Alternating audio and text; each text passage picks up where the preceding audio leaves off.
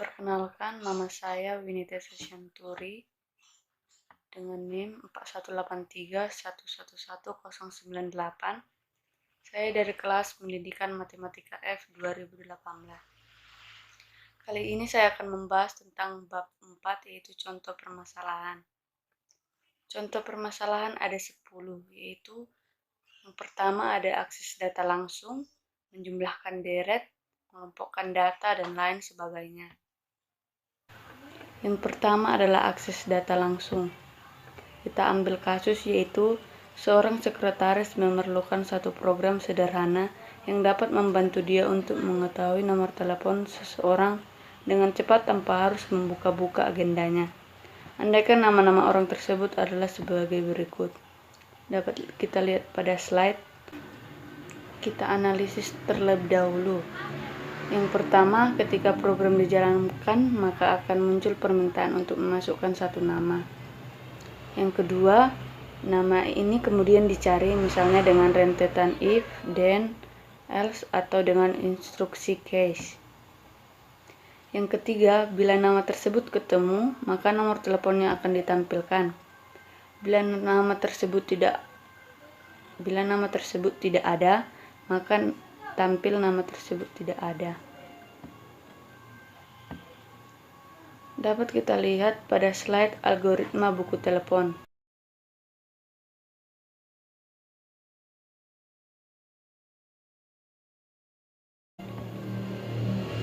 Yang kedua yaitu menjumlahkan deret. Dengan kasus menghitung jumlah deret dengan n buah suku sebagai berikut. S sama dengan 1 kurang setengah tambah 1/4 kurang 1/6 tambah 1/8 kurang 1/10 tambah 1/12 kurang 1/14 tambah sekian.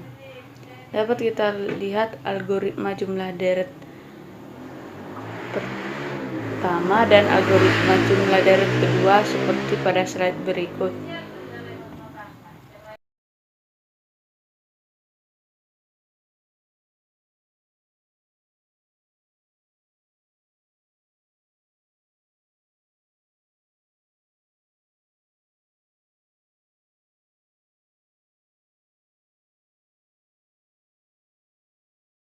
Yang ketiga yaitu mengelompokkan data.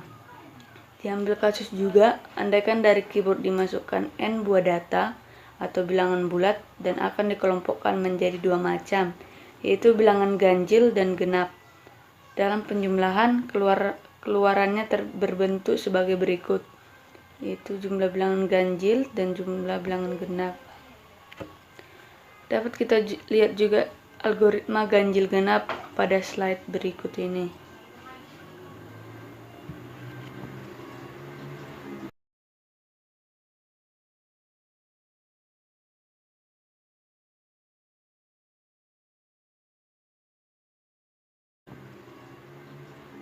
Yang keempat yaitu memilih operasi berdasarkan pilihan. Andai operasi terhadap dua bilangan dapat melalui satu menu sebagai berikut. Bisa kita lihat pada slide. Bisa kita pilih operasi yang diinginkan seperti penjumlahan, pengurangan, pembagian, dan perkalian. Jenis operasi masukkan angka 1, angka 2, dan hasil.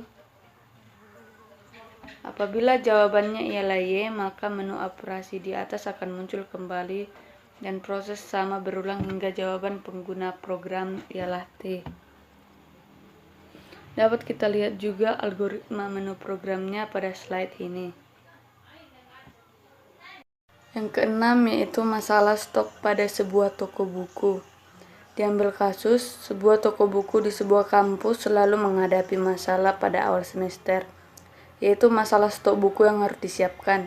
Sebelum semester dimulai, maka toko buku ini menerima daftar buku wajib yang digunakan oleh dosen mata kuliah, beserta perkiraan jumlah mahasiswa yang mengikuti program mata kuliah tersebut.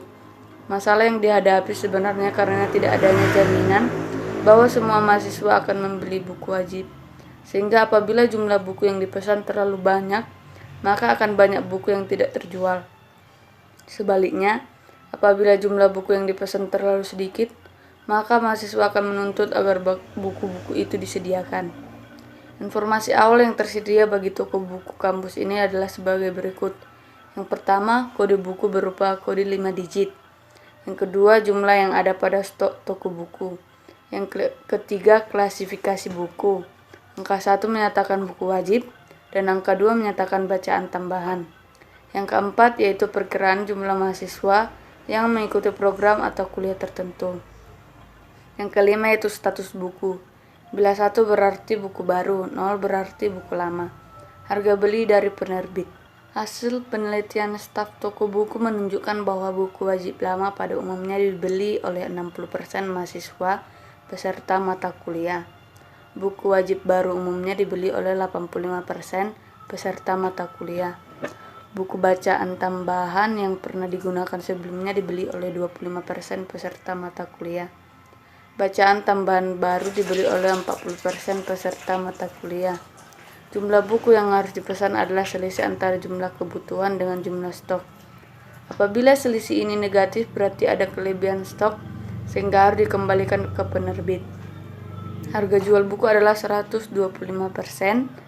Harga beli apabila harga beli sama atau kurang dari Rp50.000 dan 120% harga beli apabila harga belinya lebih dari Rp50.000.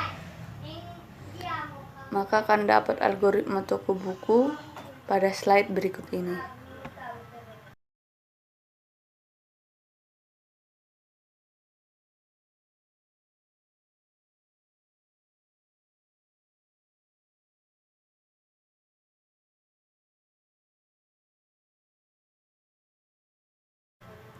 Yang ketujuh, yaitu pembayaran cicilan. Kita ambil kasus di mana sebuah perusahaan menawarkan kredit pembelian dalam bentuk cicilan. Jumlah yang harus dibayarkan setiap bulan oleh pelanggan bergantung pada 3 macam faktor, yaitu jumlah modal yang dipinjam, besarnya bunga pinjaman, dan lama periode cicilan. Besarnya cicilan dihitung dengan rumus seperti pada slide, yaitu cicilan sama dengan modal dikali bunga ditambah 1 pangkat N dibagi bunga ditambah 1 pangkat N dikurang 1. Bunga dihitung per bulan sehingga bunga sama dengan bunga 1/12 dan N adalah lamanya pinjaman dalam bulan sehingga N sama dengan lama dikali 12.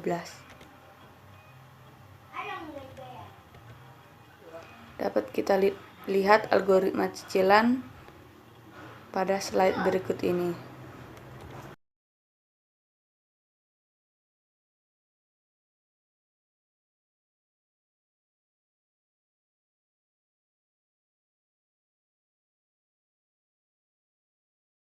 Yang kedelapan adalah penyemprotan tanaman. Sebuah perusahaan agribisnis memiliki pesawat kecil yang disewakan untuk penyemprotan areal perkebunan yang luas. Biaya sewa yang dikenakan adalah sebagai berikut. Tipe pertama, penyemprotan rumput atau alang-alang sebesar Rp250.000 per hektar.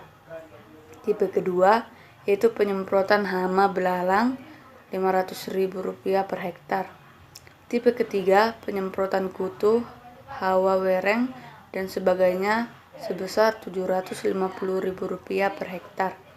Tipe keempat yaitu penyemprotan segala jenis hama dan rumput sebesar Rp1.250.000 per hektar. Apabila luas area lebih dari 100 hektar, maka petani mendapat diskon 10%. Di samping itu, apabila pembayaran di atas 150 juta, maka dari kelebihan biaya itu akan menerima potongan 10%. Data yang diterima perusahaan adalah nama petani, luas lahan, dan tipe penyemprotan. Beberapa petani boleh saja berkelompok, namun diwakili oleh satu petani. Dapat kita lihat yang ke-9 yaitu analisis pemain hoki. Buatlah algoritma yang membaca data 20 orang anggota tim, kemudian menghitung nilai masing-masing pemain. Buatlah daftar penilaian pemain dan kemudian cantumkan nama pemain yang memiliki nilai tertinggi di akhir daftar. Dapat kita lihat algoritma nilai pemain pada slide berikut ini.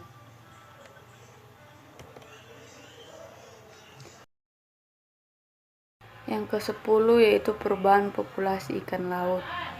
Dengan kasus, susun sebuah algoritma yang menerima data dari database berupa nama atau jenis ikan, volume tangkapan tahun lalu, dan volume tangkapan tahun ini.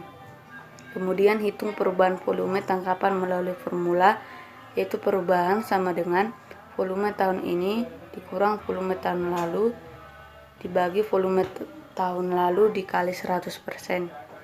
Bila perubahan positif dan lebih dari 50%, beri tanda positif 2, yang berarti perdagangan jenis ikan perlu diawai. Dan bila perubahan negatif lebih dari 30%, maka beri tanda seru 2, yang berarti perlu adanya penambahan bibit ikan jenis agar populasinya bisa meningkat. Dapat kita lihat algoritma populasi ikan pada slide berikut ini.